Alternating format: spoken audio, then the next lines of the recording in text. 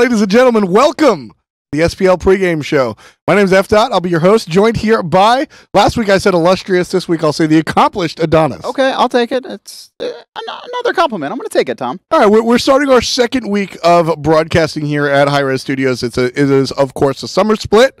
The spring is in the past. We did our LAN, and now it's all about the summer split.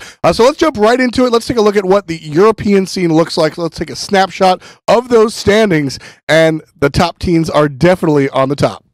Start off, it's going to be Fnatic 2-0. Titan are also 2-0. Trig, they're sitting at the bottom there. Team Dignitas was able to secure a win, sitting at 2-0, and Epsilon eSports 2-0 also. So no ties coming out in the first week. Yeah, no ties coming out in the first week. And then the bottom side of things, we have the Night's Watch coming out with 0-2, along with some of the other teams on the bottom of there with upcoming stars, who will actually get to see play today.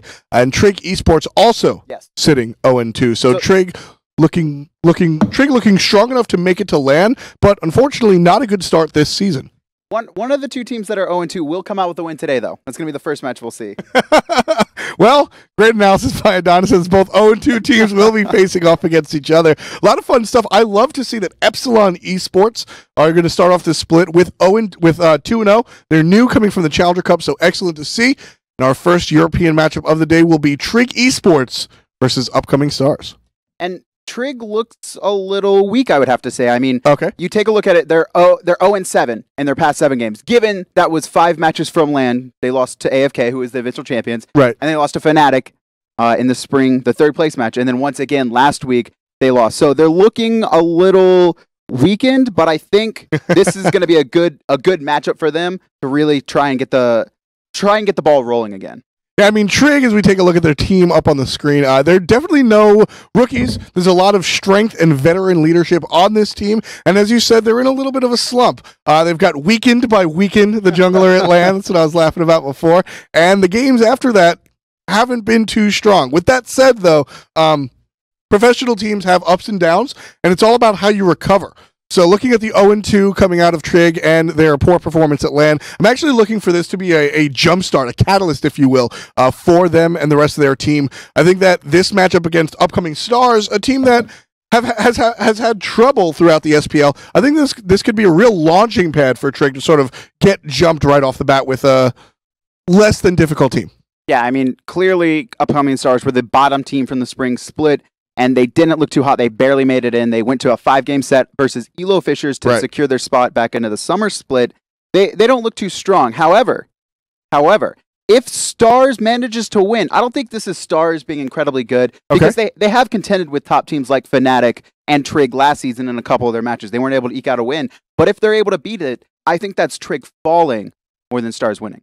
All right, I definitely wouldn't disagree too much with that. One of the plus sides, though, we've talked a lot about Trig. Let's take a look at upcoming stars. One of the plus sides for this team, I think, is the roster change or the role swap that we saw towards the end of the spring split. Titan has done it, and upcoming stars were the first team to do it. Actually, they took their support and they put them in the jungle, and they got a new support, Qin. So Cherio, formerly on the support role, is going to be playing in the jungle. And from the get-go, they looked better, Kevin. They were against some of the harder teams at the end of that spring split, so they wound up losing it. But they did look very strong with that swap. They looked really good, and Qin, I think, is a great addition to their team. I know he was there originally as a sub or something, but now he's the official starter, adds the support role. He's been playing for a long time, since the launch tournament where he played for, I believe it was Coast at the time. Yeah, so way back. So he's been here for a while, and they look good. But I think a lot of it's going to come down to Sausage and how he does in that solo lane. We've really seen him put the team on his back when he can get an early lead.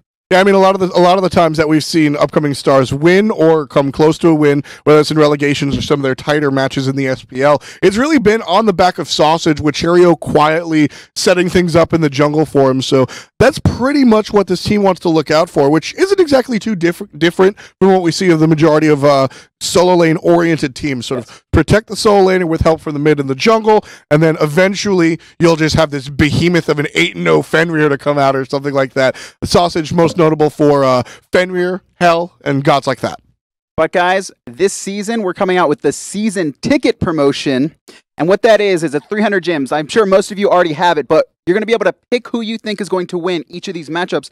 If you get that correctly, you'll earn fantasy points, which after you get a certain tier list, I think 1,000, right, is the execution or nemesis, you're going to unlock some pretty cool rewards. Yeah, I mean, that's, if you're like me, that's really what my eyes are on. It's all about the rewards here. 300 gems, and you immediately get the loading frame around yourself. Every time you play a game, whether it's a league game or a casual game or anything you want to play, you'll have a special SPL loading frame, in addition to getting 2 free Shibalaki skins, one for North America, one for Europe. So that's sort of what we're talking about. You get all that free stuff, and as you win, you get fantasy points, and those will eventually get you more skins. But the real choice here is to pick the winners of these games. I sat pretty last week at 13 out of 16. I even got my 50-50 right, so I'm looking cute, feeling cute. How'd you do last week, Kevin? I think it was the bottom. I got 9. I mean, it's more than half.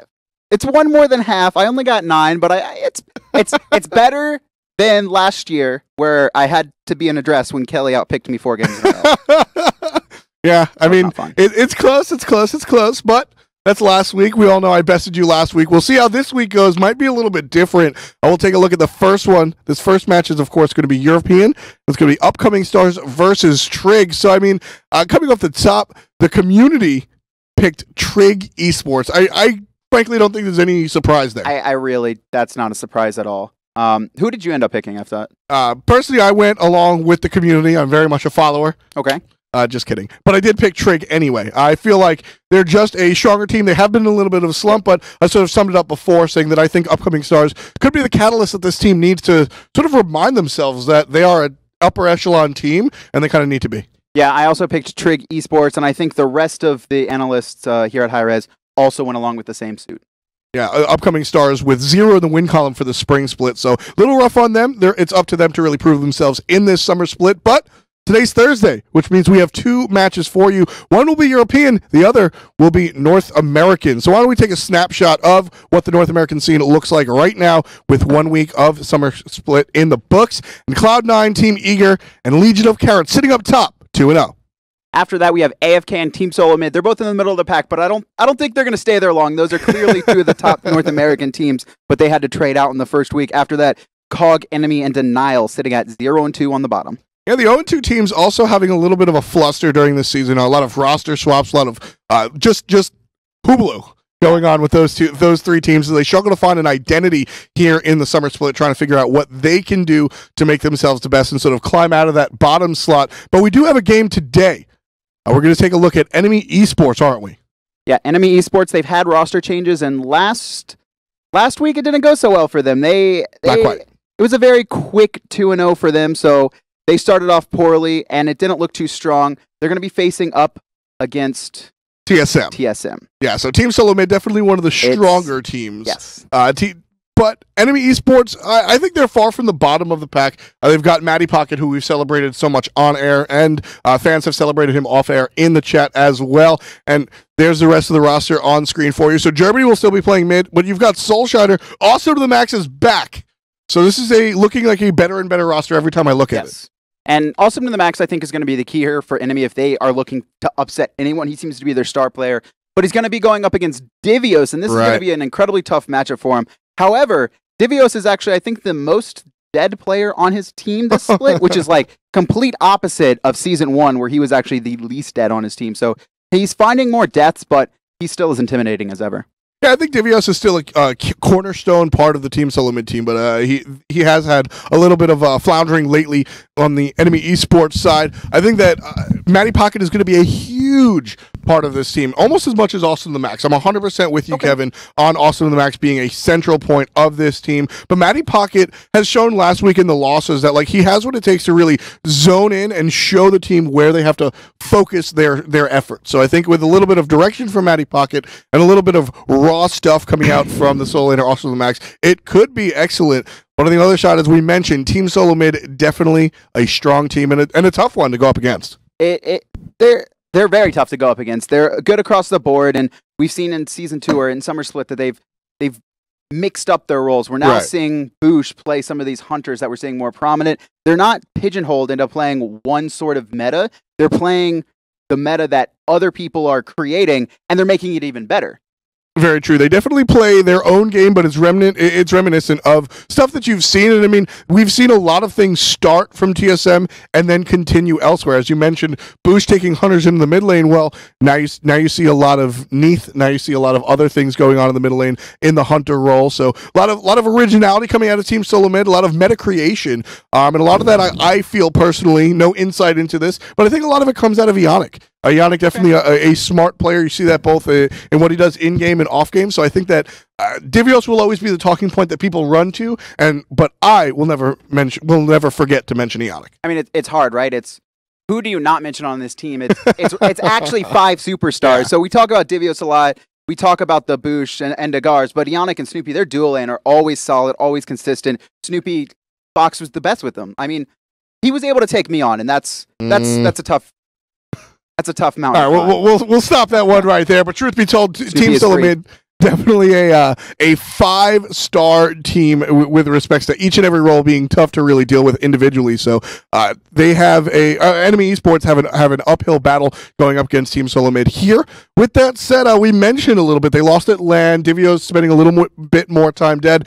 They're no longer the infallible Team Solomid, so it's a little bit different story coming out for Team Solomid. I think that they have a little bit more to prove this time around. They're not as untouchable, so it'll be tough for them. I have to agree. I think that's what the story is for them this season 2. Season 1, they were unbeatable. They came in 3rd in Worlds. Season 2, there's a clear top 3, and they are not just running away with everything. I want to go with picks though. I'm assuming Community took TSM. That's going to be my guess. Is that what? Yeah, well, Kevin's pick on the pick is correct. Team Solomid goes to Community. Myself, I also chose Team Solomid. I think there's a lot of good things coming in the way of enemy esports, but just not enough. So I think that this one's going to wind up as TSM.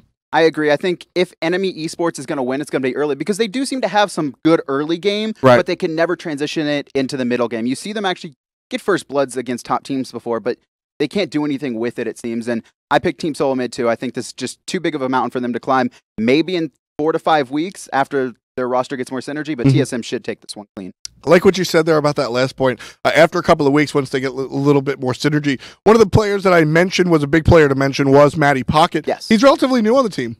And in the support role, that's arguably one of the roles that you need the most reps in with your team to sort of understand. You know, a Hunter is not plug and play, but it's a little bit more plug and play than a support where everything you do around the map, whether it's getting mid harpies or you're getting big objectives, requires your support to be on the same plane. So I agree with you. I think in the future, enemy esports may have a little bit different situation, but this time around, right now in week 2 of the summer split, I kind of peg TSM as the team to look at. But I think that's going to be it here. I think you guys have about 5 more minutes to get your picks in for season ticket. Maybe not even. Yeah, so just a couple of bit more minutes. Hopefully you guys have already spent your 300 gems to get everything that you want. If you haven't, go ahead and click that in your client, and in the actual game Smite itself, you can go ahead and pick the teams that you want. Up here, we've already made our picks. We've already seen it. And if you guys miss it, you can join us next Thursday. But for now, that's going to be it for myself and Kevin. We'll hit the desk in just a couple of minutes. Stay tuned very soon for the beginning of Thursday Night Smite here in week 2 of the Summer Split.